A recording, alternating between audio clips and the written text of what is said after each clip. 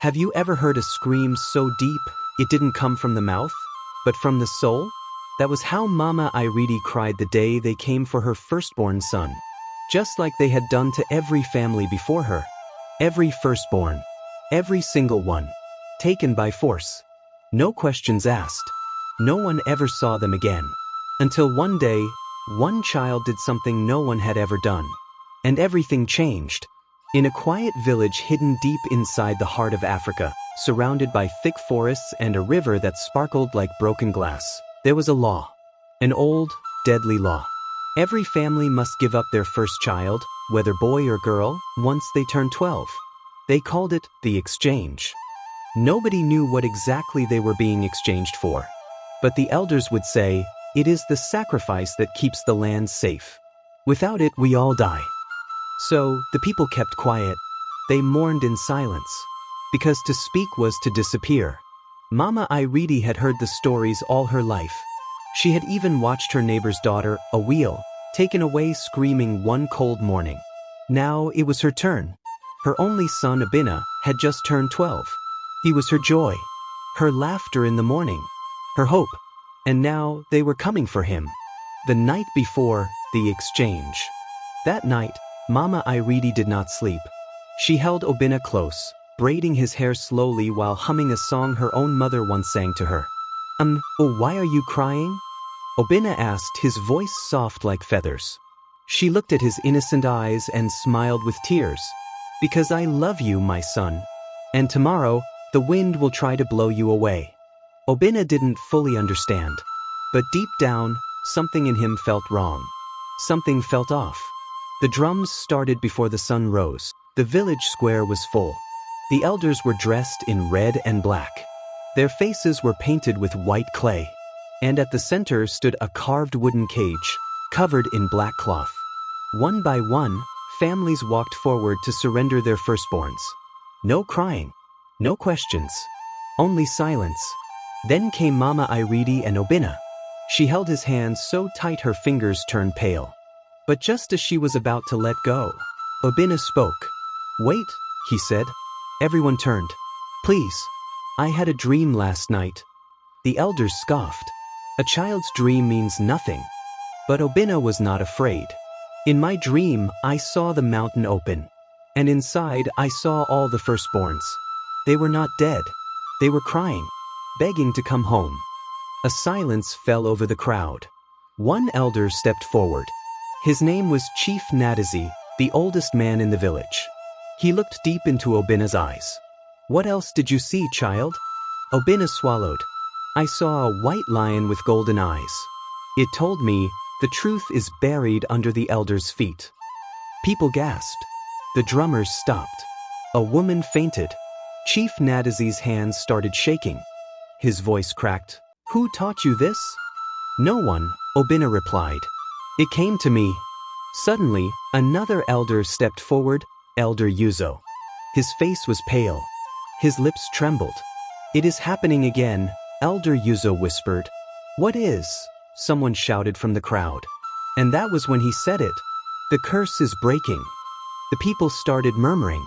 Mama Iridi held her son close, fear and hope battling in her chest.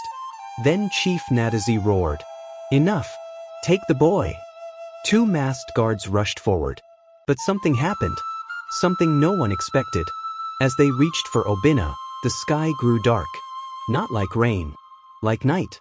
In the middle of the morning. And from the forest came a loud roar. A lion's roar. But not just any lion. It had golden eyes. Just like in Obinna's dream. The villagers screamed and scattered. The guards froze. The elders dropped to their knees. And Obinna?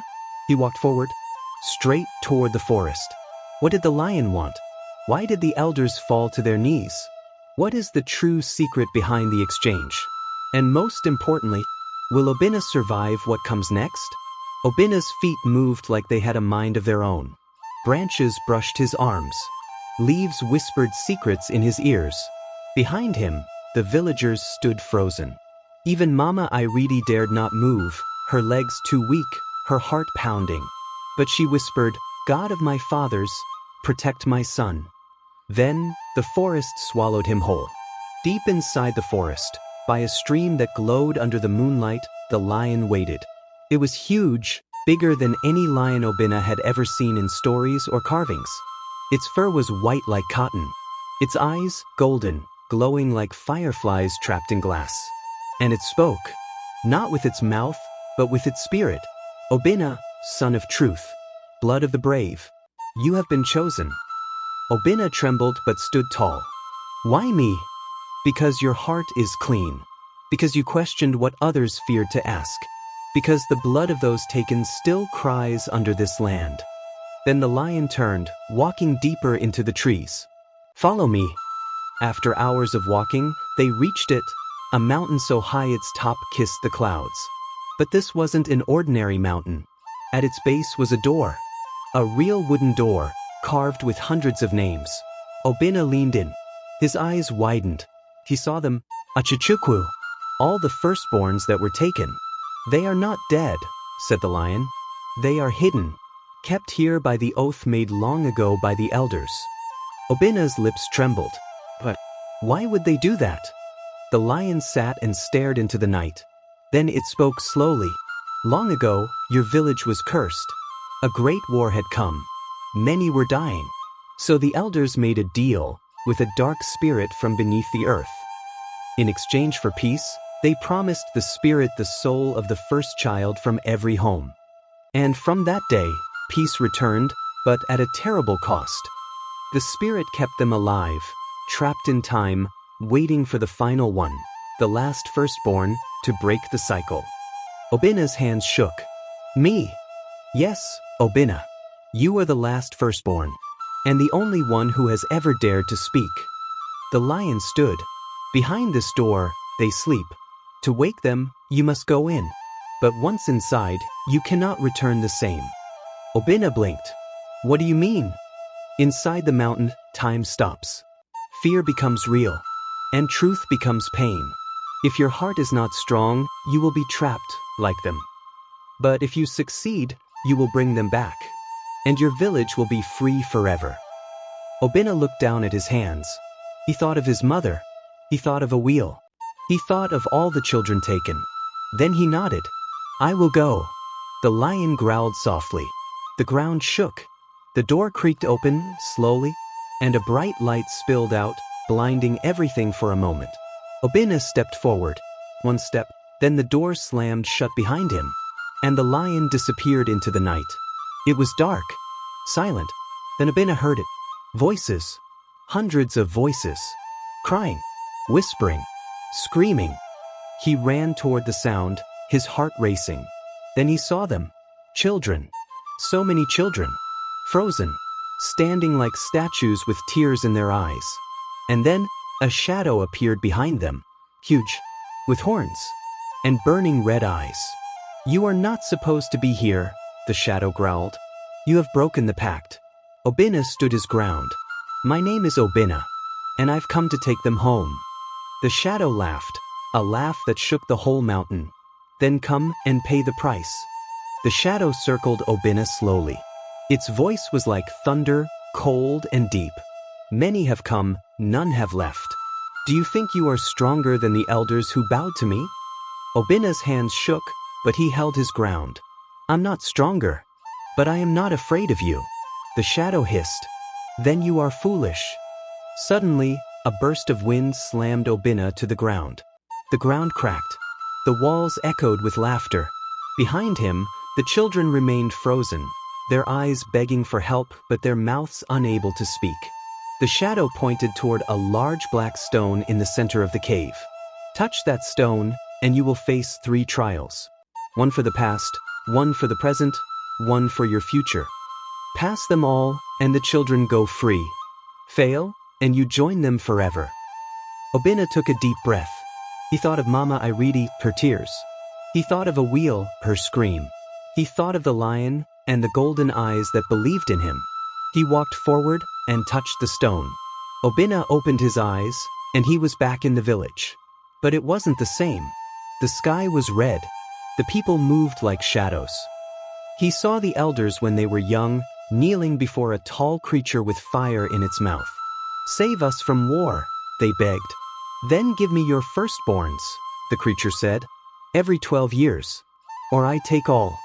Obinna shouted, no, don't do it. But they couldn't hear him. He was just a spirit in their memory. He watched as they agreed. He watched as they sealed the curse with blood and silence. Then he was pulled away.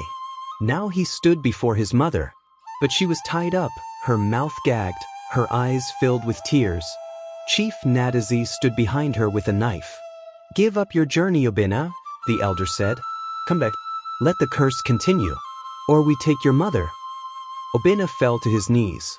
Mama. She shook her head. Her eyes told him, don't give up. He stood. I won't go back. Suddenly, the whole scene faded. He had passed the second test. Now Obinna saw a small boy, alone in a house with no roof, crying, hungry, forgotten. He walked up to the boy. Who are you? Obinna asked. The boy turned and looked at him. I'm your son. Obinna froze.